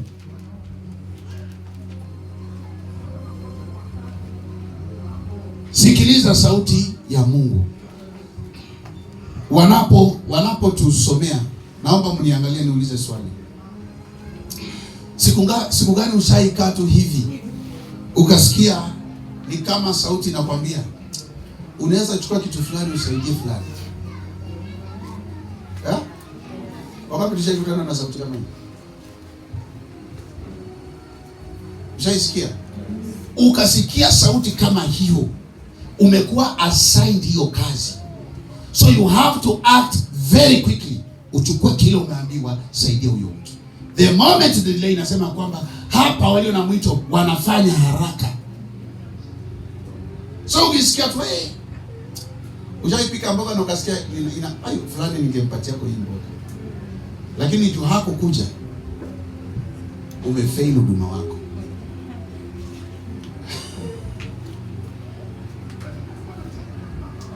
Ujasikia ingo ninaweza pea fulani, ingo inaweza mtosha vizuri, lakini unasema juu ninaipenda. Na hiyo sauti mpaka unaambiwa fulani unaweza mpa hiyo nguo, chukua umpatie. Umepewa mzigo ya kuenda kumsaidia. So inafaa uchukue bila kubadilisha, mpelekee. Utakuwa umefanya huduma kwa ajili ya utukufu wa Mungu. Unajua kuna watu naongezea, unaambiwa chukua hii nguo patia fulani. Uliona venye nguo imepasuka mambe. Ushaona unaambiwa mpaka mtu unamwona, unaona hata ile nguo venye ameshikanisha na nguo ni white, ameshona uzi ya black. Mpaka unamhurumia, unasema oh yeah. God take it. Huduma sio kuhubiri na kuimba. Huduma ni nyingi. Samueli wa kwanza 3:9 inasema hivyo Eli akamwambia Samueli, nenda ukalale. Na kama ukiita akikuita sema nena Bwana, kwa kuwa mtumishi wako anasikiliza. Hivyo Samueli akaenda na kulala mahali pake. Bwana akaja akasimama hapo, akiita kama mara zile zingine, Samueli, Samueli. Kisha Samueli akasema, nena Bwana, kwa kuwa mtumishi wako anasikiliza. Bwana bariki andiko. Huo ni mwito, kusikiza sauti ya Mungu. Samueli alikuwa ajui sauti ya Mungu. So akaenda kwa kuhani akamwambia, ni wewe umeniita. Kuhani akajua ni Mungu anamuita. Akamwambia, rudi ulale, akikuita itika na njia hii. Kuna watu ambao Mungu anakuita utumike, lazima ujue vile utaitika. sio hivyo hivyo. Kuna njia ya kuitika. Kwa hivyo tujifunze kusikiza Mungu anasema nini.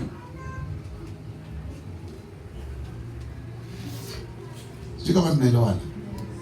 Tunaelewana? Yes. Tunaelewana? Yes. Sasa vile nafundisha hivi, sisemi wewe, lakini nataka nikwambie kama ni wewe. Kuna dada hapo hapa alikaa tu hivi. Sasa nikusaidia ujue ulikataa kusikia. Ulikaa tu hivi and then ukasikia. Inafaa utafute tu njogoo upelekee bifu akule. Na ukawa na huo msukumo. Usiinue mkono. Na sisemi naomba kitu. Lakini unajijua. Na ukawa na msukumo kabisa. Unajua hiyo tu ni ministry ulipewa. Hiyo siku. Sasa unahuzunika kwa nini? Na sio mmoja. Huyu aliambiwa akakataa, huyu akaambiwa akakataa, ikashiftoka kwa mwingine akakataa, na amefika almost 4. Si 4. Najua shida unafundisha watu na kile kama unaongea. Wale mliambiwa simama. Nani alikuwa na huku yangu nikuli? Mmejificha. Mmoja, wa pili, watatu. Jogo zangu. Mulipewa, mkaambiwa wanne wa mwisho. Wapi wewe jogo yangu mwingine? Bure zitawika kwa tumbo. Wacha niwaambie. Mulipewa, mulitumwa. Lakini kuna yule alifail, alichelewa. Mmoja akaambiwa, akachelewa tena. Mwingine akaambiwa, akachelewa. Huyo wa nne hayuko. God spoke to you. That is a calling. Wakati anaongea.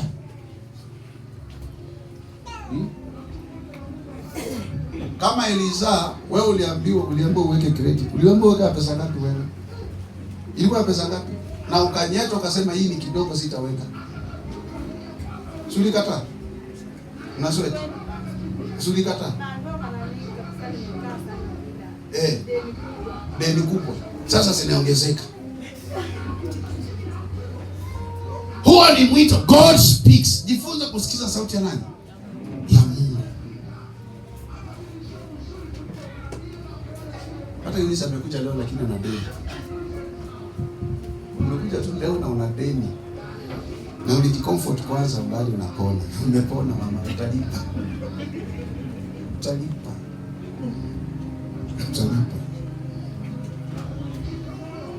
Sasa wengine wanangoja nianze kukuambia, sikwambii.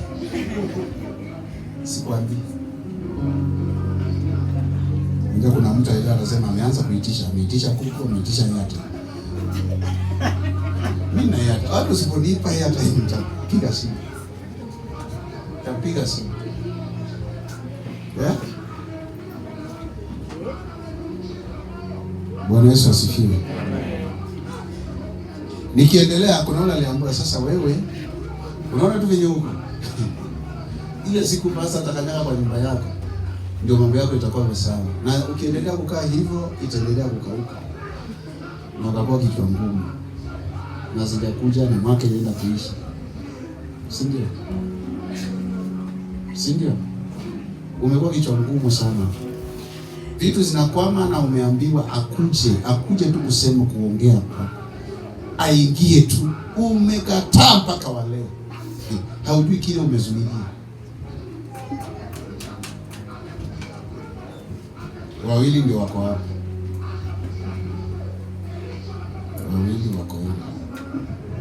Sina time ya kuwasimamisha. Jambo lingine kutaka kujua ya kwamba kutambua kuna mwito. Angalia udhibitisho wa Roho. Kuna kitu Roho wa Mungu atashinda akikuambia. fanya kitu fulani, fanya kitu fulani, fanya kitu fulani. Hata nimesahau. Ngoja, nimesahau. Sasa acha tuende mbali.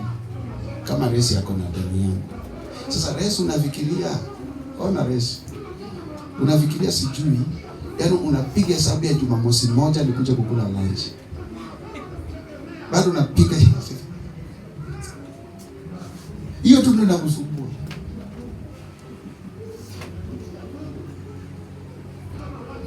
Unangoja pesa kununua.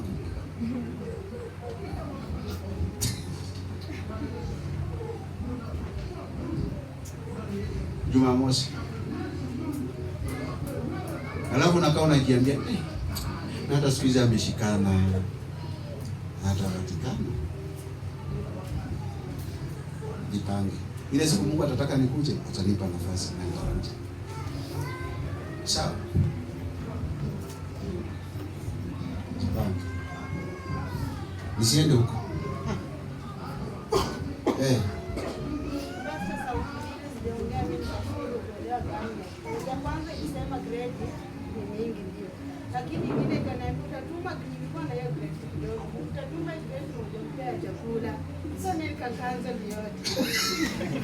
Inakwambia wewe unatuma credit na hata chakula hujampea.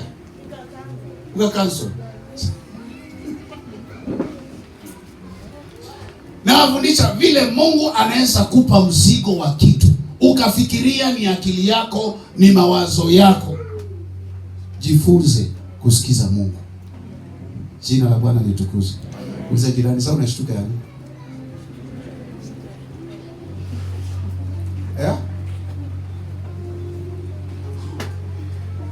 Unashtuka?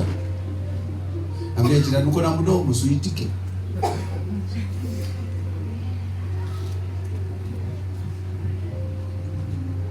Sio kuhu. Kuhu nikusaidie. Nikusaidie. Unaona ile siku ulienda? Ona, niangalie nikwambie maneno. Unaona ile siku ulienda ilikuwa, sikiza sasa nikwambie vile ulikuwa peke yako. Na ukaangalia mfuko yako kaanza kupiga hesabu. Ikakuwa ununue, ilikuwa specific, ilikuwa mkate kubwa ya brown na ilikuwa ununue Prestige, but ukachanganyikiwa kati ya Blue Band na Prestige.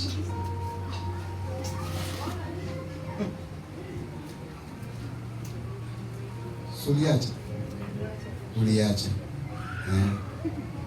Muna madeni ule wewe. Ile siku ulienda soko, ikakuwa ununue mahindi tu, niletee mahindi niende nichemshe. Simu kweli. Yaani mnatumwa mnakataa.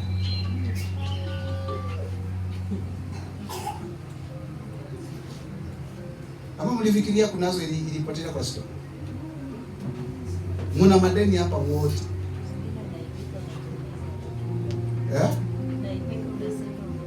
Mnaipika. Ule tu ininda ule. Ininda. Simama nikwambie ukweli leo. Simama tu nikwambie ukweli. Ninafundisha lakini sijui mbona imeanza kukuja hii maneno. Nilikuwa nimesema Mungu asilete sasa hivi. Ininda. Wewe uliambiwa suti yangu ininda. Tangu last year mpaka wa leo. Na ukajifanya susu, ukajifanya utaenda Isili mwenyewe. Uliwahi enda Isili? Na una amani? Suti yangu, shati yangu na tai yangu na kuwekelea. Ni uongo?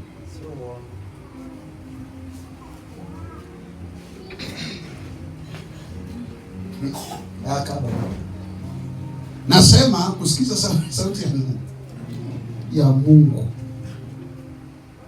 Wewe tu mpaka uniletee mandizi zangu. Wewe. Mpaka uniletee mandizi. Na zimeongezeka. Umeambiwa ulete leo.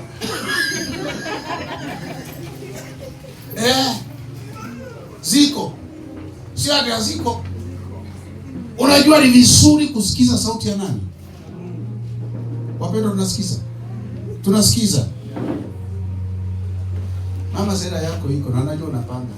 Sasa wewe unapanga, unangoja uende soko upate ile mzuri mzuri ndio uniletee.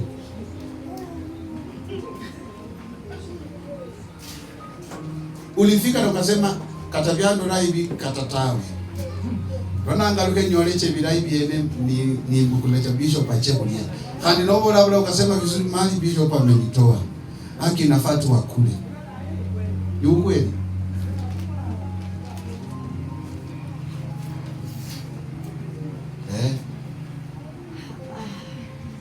Niambia jirani, usisikize kwa sauti ya Mungu, acha ndo kubishana vitu zingine. Najua Benana ngoja kuhepa lakini uhepa. Kwanza una deni kubwa sana.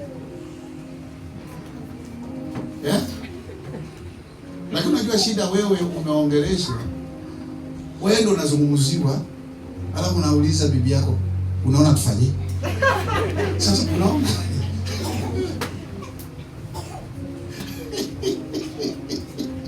Sasa nyinyi mkanidiscuss. Wewe tuna bibi yako mkanidiscuss.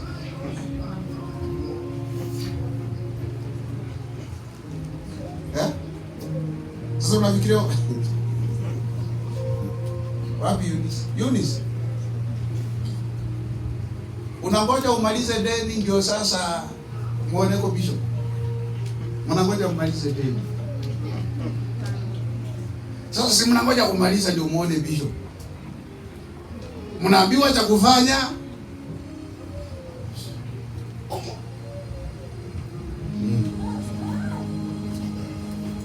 Ambia jirani, si hata upokee mwito wako, si ni rahisi. Labia naomba sana nisimuite.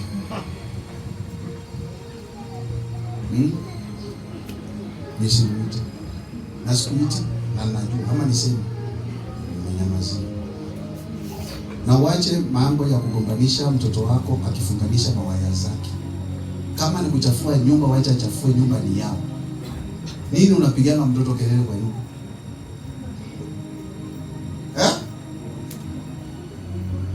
Tulizane vizuri. Hebu simama sasa. Tulizane tu vizuri. Huyo mtoto Mungu amemsaidia, wewe unapuuza kile Mungu ameweka ndani yake. Wewe unaona ni vitu anaharibu.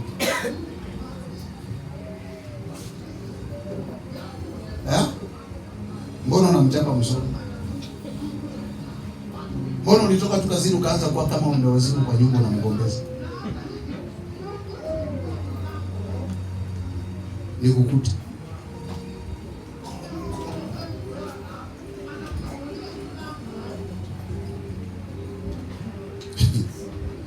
Sasa niachia. Kwa sababu naona tukishika hiyo laini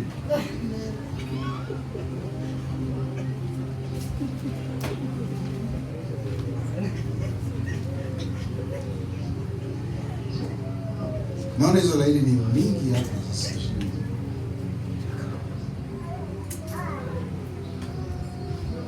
Bwana Yesu asifiwe. Bwana Yesu asifiwe. Amen. Tuimbe kwa kidogo. Sindio? Naona ni kama tukienda huko hatutarudi sana.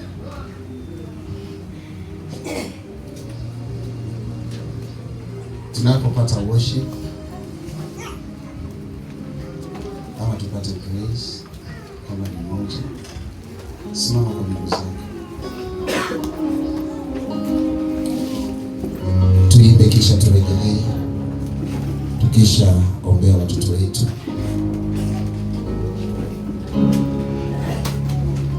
Simama kwa miguu zako.